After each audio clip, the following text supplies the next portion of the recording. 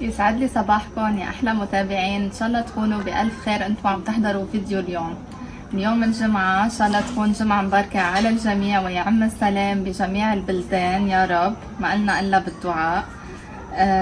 واليوم حبيت شارك معكم بهيدا الفيديو البسيط. اكيد اليوم رح اعمل هيدا النوع من اللوبيا، بيقولوا لها لوبيا مسلات، وبالطرابلسي بنقلها لوبيا رفيعة او لوبيا بعلية.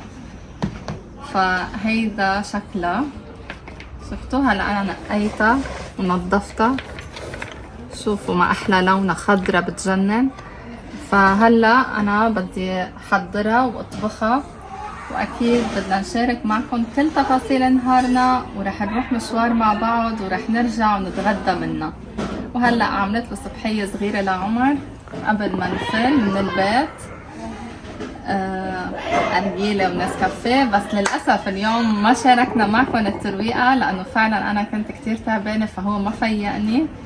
عمل ترويقة لأله وللبنات تروقوا مع بعض وأنا كنت نايمة، وهلأ فقنا وعم نعمل صبحيتنا مع بعض. وهيك يعني خليكن معنا تتشوفوا كل تفاصيل. وإذا وصلتوا لهون أكيد ما تنسونا، لأنه بعرف أنتوا قد ايه بتحبونا، ما تنسونا باللايك والشير والسبسكرايب. وهلا يا حلوين مثل ما قلت لكم بدي اعلق على الطبخه قبل ما نلبس ونروح، وبس نرجع بنتغدى لانه ما رح نلحق. بس هيك بكون ضمنت انه عملت الاكل قبل ما فل. وانا امبارح لما جيت عملت معكرونه باللحمه بالبندوره للبنات، وفاضل لليوم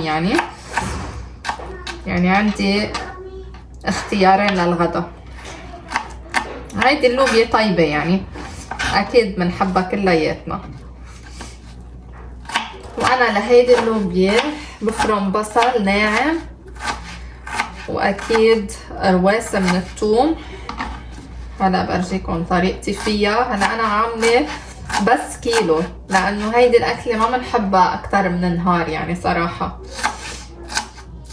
ودائما انا دموعي كارجين من البصل، لو عومتها مي لو شو ما عملت دغري بيكرجوا دموعي. هلا رح اقشر ثوم. اجيب هيدا الصحن. وهلا مثل ما نكون شايفين حطيت البصل على النار، ورح ضيف اكيد هيدا الطبخ حصرا بده يكون بزيت الزيتون وكمية اكيد وفيرة.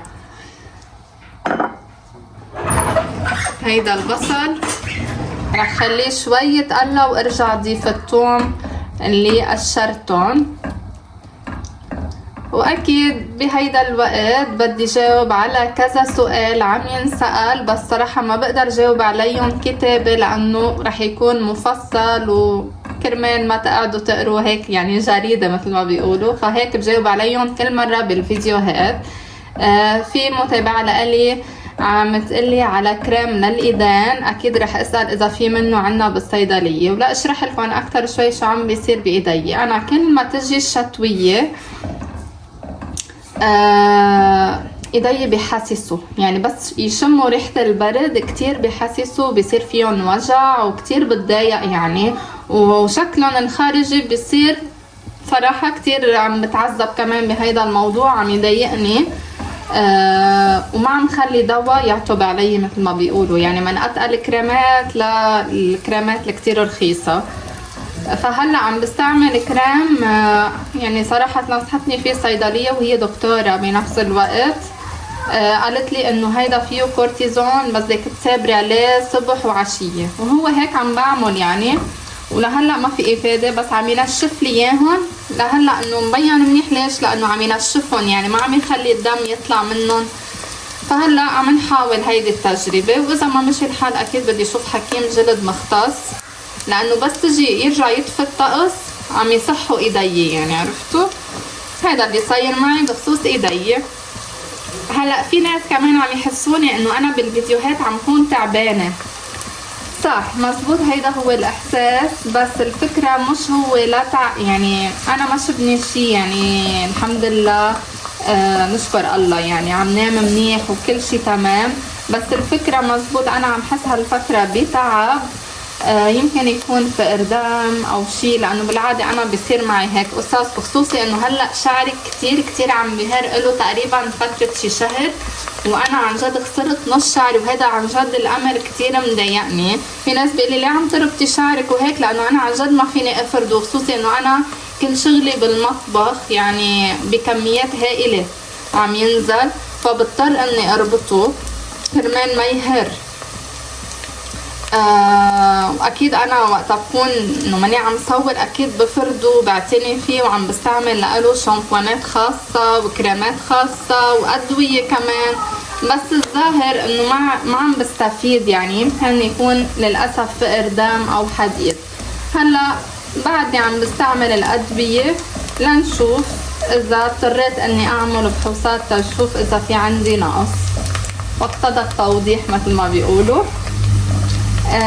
وبالنسبة في متابعة لإلي كمان، وأكيد بدي وجه تحية لكل المتابعين، لأنه أكيد هن من محبتهم لإلي هن عم يقولوا لي هالأشياء، وأنا أكيد بحترم كل هالشي وبحبكم أنتو كتير على محبتكم لإلي، أكيد يعني هيدا الشي لابد منه. وهلأ أكيد بدي ضيف الطومات يلي أنا قشرتهم بهيدي الطريقة، لأنه الثوم دغري بيستوي. في متابعة لإلي كمان سألتني ليش عندي براد بأوضة القعدة، فكمان رح وضح لها ووجه لها كمان تحية، لأنه هي من المتابعين الدويمين مثل ما بيقولوا، فأكيد أنا بكن لكم كل الاحترام فردا فردا. قصته لهيدا البراد قصة مثل ما قال عمر. نحن اول ما تزوجنا يا جماعة تزوجنا عند اهل زوجي، وعشنا عندهم 5 سنين، فترة 5 سنين، وهن عطيوني غرفة بوقتها فيها بلكون وفيها حمام، يعني ماستر، غرفة الماستر الاساسية يعني. فانا أززت بوقتها غرفة البلكون وعملتها غرفة قعدة لإلي خاصة، وجبت عليها تي في اللي هلا هو موجود ببيتي هون، والطاوله تبعت التي في، اليونت تي في يعني. عملت هيك غرفه وجبت براد وكل شيء يعني. فهيدا البراد كتير بحبه، يعني ما بندم اني هلا هو عندي بهيدا البيت. بحط لانه كتير بيقضيني بقصص. فنحن عشنا عند اهل زوجي 5 سنين، والسبب كان انه نحن ما عنا بيت، يعني منا شارين بيت لما تزوجنا، فنصحونا انه عيشوا هالفترة عنا، وبما انه انا كنت موظفة وزوجي موظف انه منصمد وبنشتري بيت. وفعلا هيدا يلي صار، انه نحن كنا ناويين ناخد على الاسكان بما انه نحن اثنيناتنا موظفين، ولما قررنا انه خلص ودفعنا رعبون شقة وكذا، للأسف وقف الإسكان بلبنان. وبتعرفوا المشاكل يلي عم تصير بلبنان إلها فترة طويلة، يعني مش بس هلأ الحرب. فهلا بوقتها قدمنا على الإسكان وما وافق، يعني وافق الإسكان وأخذنا الموافقة. هلا رح نزل اللوبيا،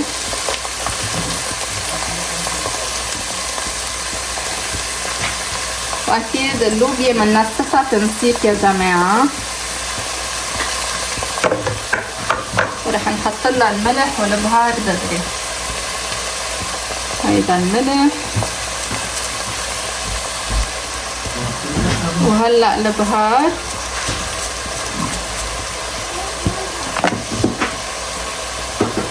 وشويه بهار اسود، وهيك بهيدي الطريقة. اكيد هلا بدي ضيف لها المي وبعد رواسته، مش بس هيك حب، انا بحط لها هيك وهيك.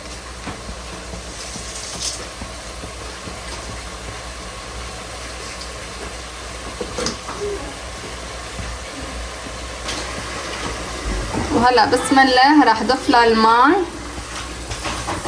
ايه، ومثل ما قلت لكم يا جماعه كان الهدف انه نحن ناخد بيت على الاسكان، واجت الموافقه، بس للاسف بسبب الاوضاع بلبنان وقف الاسكان.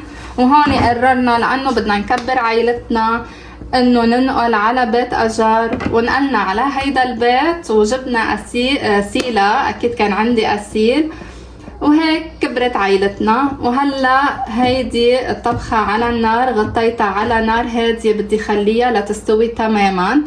واكيد هلا رح لكم شو رح ضيف كمان عليها اضافة. وهلا يا جماعة ضفت هيك رواستهم، اكيد انا غسلتهم ومنطفة قفاهم كتير منيح مع هيدي الطبخة. كتير طيب هيدا هيك بهيدي الطريقة، جربوها واكيد ما تندموا. واكيد اقتضى التوضيح للاسئلة يلي انتم عم تسألوني اياها، يعني هيك بفضل كل مرة اطلع بفيديو وجاوبكم على الاسئلة يلي بدها تفصيل كتير. يعني مثل ما قلت لكم قصة البيت، يعني انه انا هلأ ببيت اجار الحمد لله، وهلأ صار لي 4 سنين وكبرت عائلتنا، وهيدي قصتنا. واكيد اذا في اسئلة تانية بجاوب عليها بغير فيديوهات. وهلأ نحنا بطريقنا على مشوارنا على المفاجأة، يعني اللي محضرين لكم اياها. رايحين هلا فنحضرها وما بدنا نعرف عنا اليوم هيك. يلا اذا فهمتوا علي فهمتوا. اوكي اذا فهمتوا على سيلا بتكون خلص قالت المفاجأة.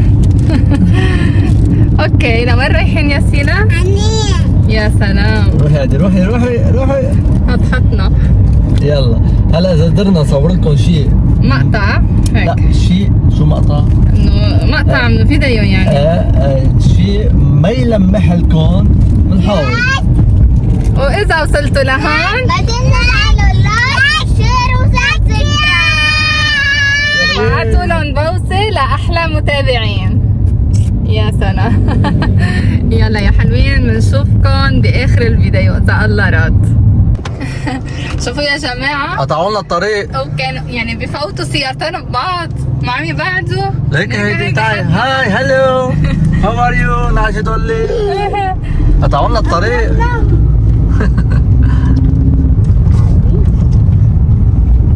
هيدا طريقنا لليوم. يعني عن جد هيدي البقرة اللي كانت ماشية في موتو جاية بعكسنا كفت فينا.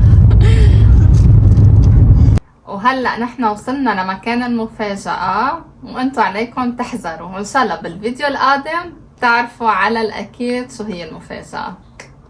نعطيهم تلميحة لمحة هيك سريعة. ليك بس على الحيطان وعلى الإضاءة وعلى القصص المفروض يعرفوا هن. يلا ناطرين التعليقات تبعولكم، تكونوا كتار واحذروا.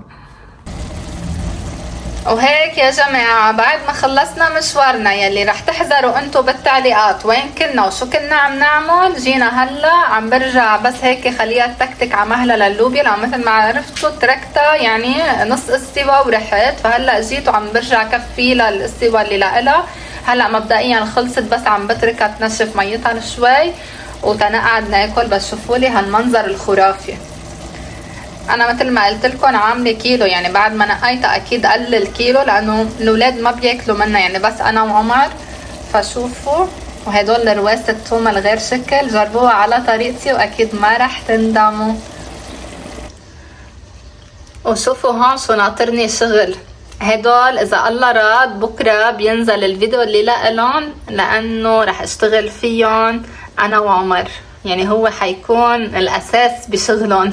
دبس الرمان. دبس الرمان كمان على طريقتي. هلا يا جماعة بسم الله وخلينا ندوق. مين بيعملها بهيدي الطريقة؟ بحس قليل يلي بيعملوها هيك، فاكتبوا لنا بالتعليقات مين بيعمل هيدي اللوبيا بهيدي الطريقة تحديدا. ليكوا هدول حبات الثوم يلي حطيتهم مفرفتين هيك بيصيروا بيطلعوا مثل اللي بقلبها، بيستووا كتير يعني.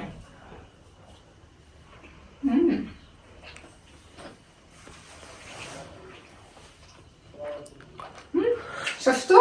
والله شاطرين. يلا بقى.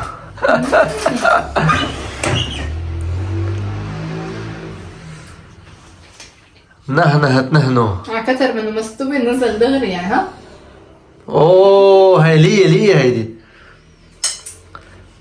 واكيد مع بصل كرمال ننسى اللي حصل ابدا. يا سلام.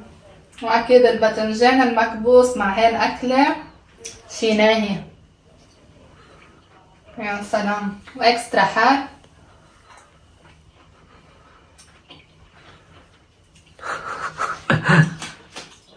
هاي الأكلة بتذكرني ببي الله يرحمه. ايش؟ والله كان هيك ياكلها بهيدي الطريقة. ايه وبعدين؟ تفضل كل معي. تفضلوا. كلكم. أنا هلا عم باكل أترحم. يلا. عبية وعلى كل الأموات. وكمان حبيت وضح بهيدا الفيديو كمان في متابعة لإلي كانت عم تسألني عن البيجامات يلي أنا عم بيعون. كنت أنا ملبسة بنتي سيلا سات عليه كلمة جاب، فسألتني انه من وين انا عم جيبون او اذا في منا بلبنان. فلا، انا هول البضاعة اللي بجيبون مش من لبنان، هودي انا بستوردهم من تركيا. شوفوا الكواليتي قدام مرتبة. بس كماركة جاب انا هالسنة ما جبت صراحة لانه ما لقيت، يعني عرفتوا، يعني حسب انا الشركة اللي باخد منها من تركيا حسب هي شو مصنعة هالسنة. فالجاب كانوا عندي من هيديك السنة، ويمكن فاضل عندي قطعة او قطعتين. بس هيك كمان حبيت وضح انه انا البضاعة يلي بجيبها كلها شغل تركيا. وهيك وشوفوا، يعني رح اعطيكم لمحة سريعة للي بيحب. يعني شوفوا هيدي مثلا كله يعني هاي كواليتي، كله سيرفيتمونات، يعني خرج الظهر وخرج الشتوية طبعا، يعني بيقتلوا البرد مثل ما بيقولوا. شوفوا وكتير ألوان حلوة، وحتى في عندي تقومة بناتي وصبياني، وأسعارهم كمان كتير حلوة. وأكيد يلي بيحب يتواصل معي على رقم الواتساب لحتى نأرجيكم كامل التشكيلات، وأكيد بصور فيديو لأي حدا حابب أنه يشوف القطعة عن قريب. وهيك يا جماعة اقتضى التوضيح لجميع أسئلتكم، وأنا أكيد ناطرة أسئلتكم الجديدة، وأكيد أنا جاهزة جاوب عليها كلياتها بالفيديوهات القادمة. وهيك يا حلوين، هلا بدنا ننهي سهرتنا لليوم بفنجانين زهورات غير شكل. انا بجيبهم هيك فلت بهيدي الطريقة من عند العطار. شوفوا شكلهم كتير بشهي وفريش. واكيد شي نهار بس يكون ناقصني هيك اشياء من عند العطار رح ياخدكم جولة معي على السوق لحتى نشتري الاشياء اللي انا بعتازها بالمطبخ من زهورات او جميع البهارات، ونعمل جولة بهيك اماكن. وقولوا لي انتو بالتعليقات اذا انتو كمان من محبين هيك اشياء بالشتوية. نحنا صراحة كتير بنعتمد هودي القصص لانه نحنا المكان يلي ساكنين فيه بارد، فهدول بدفونا صراحة وبيعملوا مناعة يعني بنفس الوقت للجريب وهالقصص. وهيدي حبة اللوز الفريش. شوفوا مش هي يعني مش اكيد منا هيك ميبسة، بس انه كهي زهورات كتير نضاف. واكيد اذا عجبكم الفيديو لليوم يا حلوين ما تنسونا باللايك والشير والسبسكرايب. واكيد كاسئلة حابين انتو تسألوني اياها اقترحوا واكيد بالتعليقات، وانا بصير برد عليها بالفيديوهات. كل ما اطلع بفيديو بجاوب على بعض الاسئلة طبعا. وهلا عمر ناطرني على اساس انا عم بعمل زهورات، ما على اساس فاتحه الكاميرا وعم صور، فخلونا نعمل له اياه وناخذ له اياه قوام كرمال ما نسمع الصوت الشجي. هلا وهيك هلا سهرتنا انا وعمر مع الزهورات ومسلسل شو يا عمر لانه انا ماني خبره فيهم. الوسم هيدا. يلا مين عم يتابع هيدا المسلسل يكتب لنا بالتعليق. انا اول مره بحضره. بس هيك خلص العمل. لا بس ما في حلقه جديده اليوم. اوكي. فالوسم معناها الوشم هلا لو هو للانسان بس الوسم للحيوان. عن جد؟ هيك مثل ما قال قصي خولي. هلا اوكي على قولته يعني. ايه هلا هو الوشم منه ما بيجوز، ولا نشوف الوسم. لنشوف، رح نتابع معك هالمسلسل هو اليوم. هو مسلسل اسمه الوسع. اها، يلا اكتبوا لنا بالتعليقات مين عم يتابع هيدا المسلسل. يلا يا حلوين، ليلة دافئة للجميع والله يحميكم. وهيك هلا اكيد بدي اختم الفيديو. انتو عم تشوفوني، اكيد ناطرة منكم اجمل التعليقات، واكيد كمان انطرونا بكرة اذا الله راد بفيديو جديد ووصفة جديدة. ونحن وعم نعمل شو؟ عم ندبس دبس الرمان. دبس الرمان. عمر بكرة بده يهلك لانه اكيد هو بده يساعدني فيهم. وما تنسوا تحضروا شو هي المفاجأة. مفاجأة صحيح، لانه اليوم لمحنا لكم. لمحنا لكم شوي. يلا باي، تصبحوا على ألف خير. كمان